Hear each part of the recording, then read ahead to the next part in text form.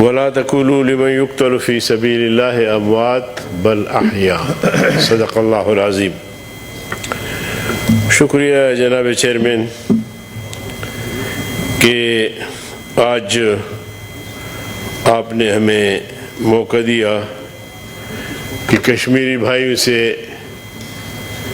اظہار یکجہتی کریں، اور آپ کے اطلاع کے لیے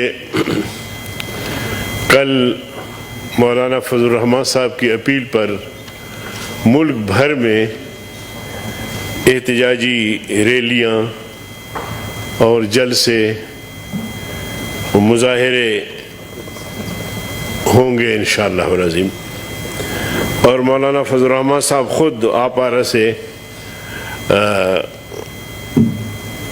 ریلی کی قیادت فرمائیں گے۔ جناب چیئرمین صاحب، میں نے اپوزیشن لیڈر کو بھی سنا اور قائد ایوان کو بھی سنا۔ کشمیر کے مسئلے پر کوئی ان کی رائے سامنے نہیں آئے کہ کشمیر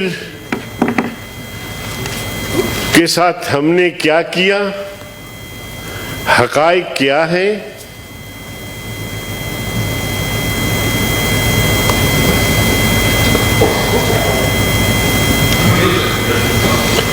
کشمیر کے ساتھ ہم نے کیا کیا، حقائق کیا ہے، وہ قوم کے سامنے آنی چاہیے۔ آپ کو یاد ہوگا چیئرمین صاحب، اسی ہاؤس میں جب عمران خان یہاں سے امریکہ چلا گیا، وزیر خارجہ بھی ان کے ساتھ تھے اور باقی بہت سارے ذمہ داران، بہت ساری باتیں کرتے ہیں تو ہمارے پر بھی جلتے ہیں، لیکن حقیقت یہ ہے کہ ٹرمپ کے سامنے یہ دست بستہ کھڑے تھے اور ٹرمپ ان کو حکم دے رہا تھا کہ مقبوضہ کشمیر اب تم سے چلا گیا، اب وہ انڈیا کا حصہ بننے جا رہا ہے، آپ نے شور شرابہ کرنا ہے، آپ نے سینہ کو بھی کرنا ہے، آپ نے پیٹنا ہے، ہائے کشمیری بھائی، ہائے کشمیری بھائی، ہم آپ سے اظہار یکجہتی کرتے ہیں۔ اس سے آگے آپ کو کوئی اجازت نہیں ہے۔ اور انڈیا نے، مودی نے انتخابی منشور میں یہ کہہ دیا تھا واضح طور پر کہ جب میری حکومت آئے گی تو میں آئین میں ترمیم کروں گا اور مقبوضہ کشمیر کو انڈیا میں شامل کروں گا۔ مودی اس نعرے کی بنیاد پر اور ہندوازم کا نعرہ لگا کے اس نے کامیابی حاصل کی، لیکن جیتنے سے قبل تاریخ اس پر گواہ ہے، اور تاریخ بڑی ظالم چیز ہے چیئرمین صاحب۔ تاریخ اس پر گواہ ہے کہ عمران خان نے کہا کہ مودی برسر اقتدار آئے گا تو کشمیر کا مسئلہ حل ہوگا۔ تاریخ گواہ اس بات، اور اس سے اندازہ ہوتا تھا کہ عمران اور مودی نے یہ طے کر لیا ہے کہ 70 سالہ اس جھگڑے کو اس طرح ختم کرتے ہیں کہ تم کوئی ہمت کرو، کوئی جرت کرو، کوئی آئین میں ترمیم لاؤ، ہم روئیں گے، پیٹیں گے، اظہار یکجہتی کریں گے اور یہ سلسلہ چلتا رہے گا، لیکن ہم آپ کے ساتھ لڑیں گے نہیں، ہم کسی کا دروازہ کھٹکائیں گے نہیں، پاکستان میں ریلیاں ہوں گی، یہ سب کچھ ہوگا۔ تو جناب چیئرمین مجھے بولنے دے، میں نے آپ کو اطمینان سے سنا، بات کرنے دے پھر آپ اپنے ٹرم پہ کریں بول رہے تھے، ہمارے آج اس پہ پلیز نہ کریں ڈاکٹر صاحب، پلیز۔ ہم نے اسے برداشت کیا آپ حقائق بھی سنیں ذرا. جب میں تمہیں آئینہ دکھاتا ہوں جہاں تمہارا چہرہ تمہیں بھیانک نظر آتا ہے, خوفناک نظر آتا ہے, تم اپنے کردار پہ تو دیکھو.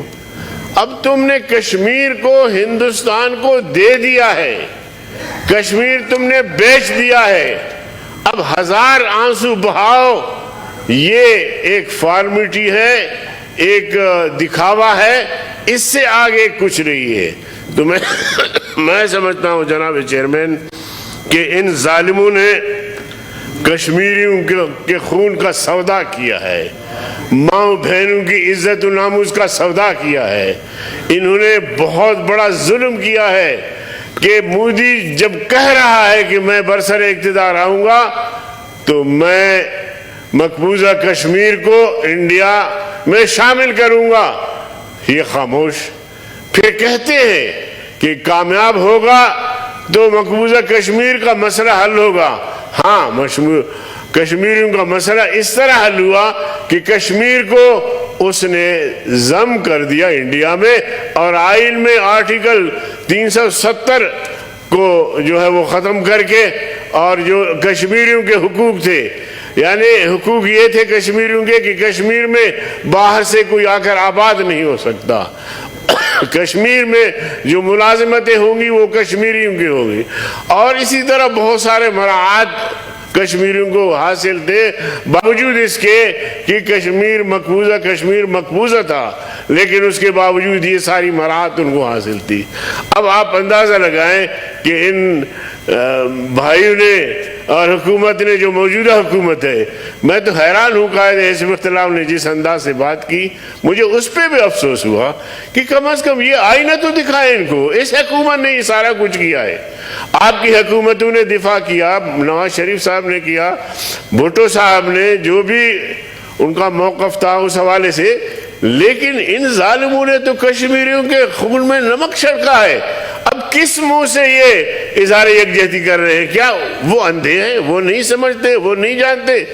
ایک عام مسلمان پاکستان کا ایک عام شہری بھی اس بات کو سمجھتا ہے کہ عمران اور عمرانی حکومت نے کشمیر کو بیچا ہے اور کشمیریوں کے خون پہ نمک پاشی کی ہے, ان کے ساتھ ظلم کیا ہے, کشمیری ماں بہن ہے اس کو بیچا ہے. تو یہ ساری چیزیں دنیا کے سامنے ہیں.